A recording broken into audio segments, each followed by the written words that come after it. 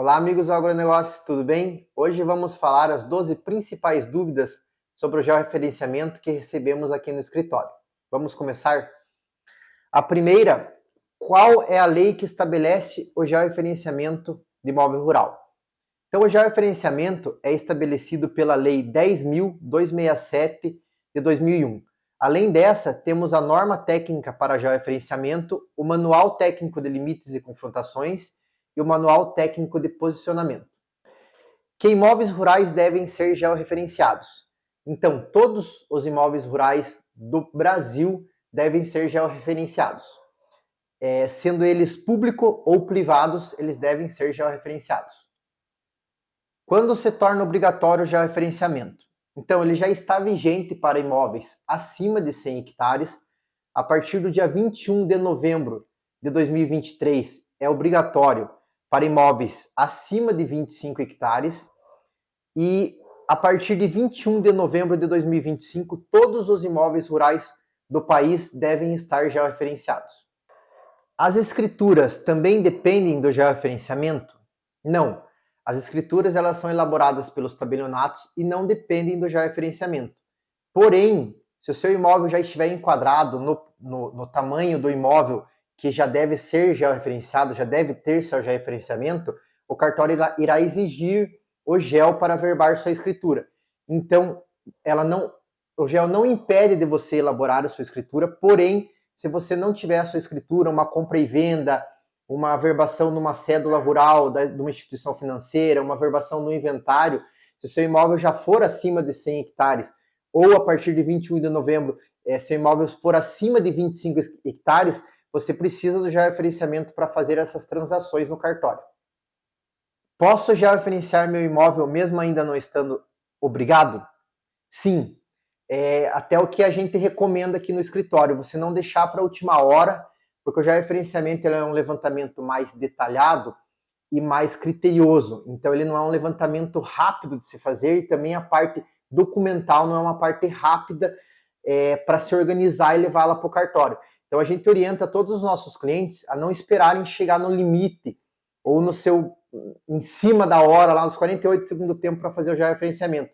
Já ir adiantando esse georreferenciamento para seus imóveis, quando chegar no prazo, já estarem todos georreferenciados e com eles averbado à margem da sua matrícula. Quem pode fazer o georreferenciamento de imóveis rurais? Então, todo o profissional que tiver registro no CREA, no CAL, no Conselho Federal dos Técnicos e outro conselho, pode fazer o georreferenciamento de imóvel rural. Porém, ele tem que estar credenciado junto ao INCRA, né? Essa é uma exigência, porque a gente tem que ter um código para poder executar o georreferenciamento. E todo trabalho técnico ele tem que ter anotação de responsabilidade técnica, ART, ou documento equivalente, dependendo do órgão de classe que o profissional for cadastrado. O que envolve executar o georreferenciamento do imóvel rural? Então, aqui no escritório, a gente divide o georreferenciamento em 9 etapas. Isso varia de cada escritório, né? Então, esse é o procedimento que a gente utiliza aqui na MS Engenharia. A primeira etapa é o planejamento, no planejamento com análise documental. Então, após a gente fazer a proposta, fechar o contrato com o cliente, assinar o contrato, a gente pede a documentação do cliente, faz toda a análise documental do imóvel, documento da pessoa, do cliente, da esposa, enfim, de todos que compõem que são proprietários daquele imóvel rural. A segunda etapa, a gente faz uma demarcação prévia. Essa demarcação prévia, a gente utiliza imagens de satélite, mapas antigos, e em conjunto com o cliente a gente faz esse levantamento prévio do perímetro para depois nosso técnico ir a campo. Então a terceira etapa é a medição a campo. Então o nosso técnico vai a campo, implanta os marcos, faz o seu rastreamento com o GNSS, faz a medição de rio, faz a medição de grotas, enfim, faz todas as medições naturais, pegando daí devidamente seus pontos georreferenciados.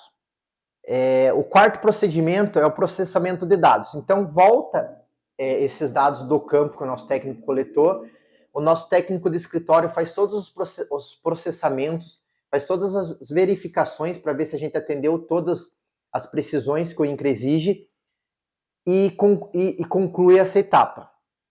A quinta etapa é a coleta de dados dos confrontantes. Então a gente faz esse trabalho de levantar todos os dados do confrontante, nome, CPF, se é casado, o nome da sua esposa, o CPF, se é posse, enfim, todos esses dados, números da matrícula, todos os dados dos vizinhos que a gente precisa desses dados para inserir no mapa e no memorial. Então a gente faz toda essa coleta, que seria o quinto passo. O sexto passo, tendo todas essas informações, todos os dados processados, tudo ok, a gente faz a certificação junto ao SIGEF, que é o Sistema de Gestão Fundiária do INCRA. Então a gente certifica esse imóvel lá no SIGEF. O sétimo passo, a gente faz a confecção de plantas, memoriais descritivos e DRL, Declaração de Reconhecimento de Limite. Oitavo passo, a coleta de assinatura dos vizinhos. Esse é um trabalho que depende do cliente, ele contrata do escritório, depende do cliente, ele faz por conta própria. Mas, enfim, esse passo, independente de ser feito pelo escritório ou pelo cliente, a coleta de assinatura dos vizinhos é necessária. Então, é feita a coleta das assinaturas e reconhecimento das firmas junto ao tabelionato. E o nono passo é o protocolo do processo ao cartório para o registro do georreferenciamento à margem da matrícula. Então, entrega no cartório e fazemos o protocolo para dar o segmento interno, os trâmites dentro do cartório. Uma outra pergunta bem frequente é quais documentos compõem o processo de georreferenciamento. Então, como eu falei respondendo a pergunta anterior, a gente monta esse processo e leva para o cartório. Então, eu separei aqui um processo para mostrar para vocês de uma cliente, que é o processo que vai para o cartório. Então, vai primeiramente o requerimento, né, que todos os cartórios solicitam que seja emitido um requerimento solicitando a averbação do GEL e muitas vezes a retificação da matrícula, porque seja um pouquinho para mais, um pouquinho para menos, a área não vai bater com o registro anterior. Então, vai o requerimento para o cartório de registro de imóveis, vai o documento que sai da certificação junto ao SIGEF, que é o mapa do SIGEF, e vai o memorial descritivo, que também é gerado dentro do próprio SIGEF após a certificação. Aqui eu vou abrir um adendo que muitas vezes alguns clientes ou pessoas que vêm até o escritório perguntam por que algumas empresas não entregam esses documentos, que seria o memorial e o mapa do SIGEF. Então, se você não recebe esse mapa e esse memorial do SIGEF, isso quer dizer que a empresa não certificou seu imóvel junto ao INCRA. Ela só fez uma medição georreferenciada, mas seu imóvel não está certificado, então você não consegue averbar ele à margem da matrícula. E esse imóvel desse cliente, ele apresentou uma diferença, então, no perímetro da área, então a gente faz também um mapa e um memorial para retificação, então aqui está um mapa totalmente assinado, né, com os confrontantes, com firmas reconhecidas do proprietário, a minha como técnico. O memorial descritivo, que também ele vai assinado pelo proprietário, pelos confrontantes e pelo técnico. A DRL, que cada confrontante tem que assinar uma declaração de reconhecimento de limite. Então, essa declaração é referente ao trecho que esse confrontante faz divisa com o proprietário. Então, a DRL também vai assinada pelo proprietário, pelo técnico e pelo confrontante para validar que ele está concordando com aquelas coordenadas que foram inseridas na sua divisa. Então, aqui tem uma, duas, três DRLs, porque são 3 confrontantes nesse processo, mas pode ser mais, depende do número de confrontantes, e a RT, que é a anotação de responsabilidade técnica, né? Como eu sou engenheiro florestal e agrônomo registrado junto ao CREA, é a RT que valida o nosso trabalho. Então, seriam esses os documentos que compõem um processo de georreferenciamento que vai para o cartório para fazer a averbação junto à matrícula. Uma outra pergunta que vem muito puxada após o georreferenciamento, se é necessário atualizar o cadastro do INCRA, do CCR, após o georreferenciamento. Sim, é necessário atualizar o cadastro, porque vai alterar a matrícula do imóvel, ela vai modificar, o cartório vai abrir uma matrícula nova, e também a área do imóvel, ou seja para mais, ou seja para menos, ela vai variar. Então é necessário você fazer sempre a atualização do CCR após a averbação do georreferenciamento.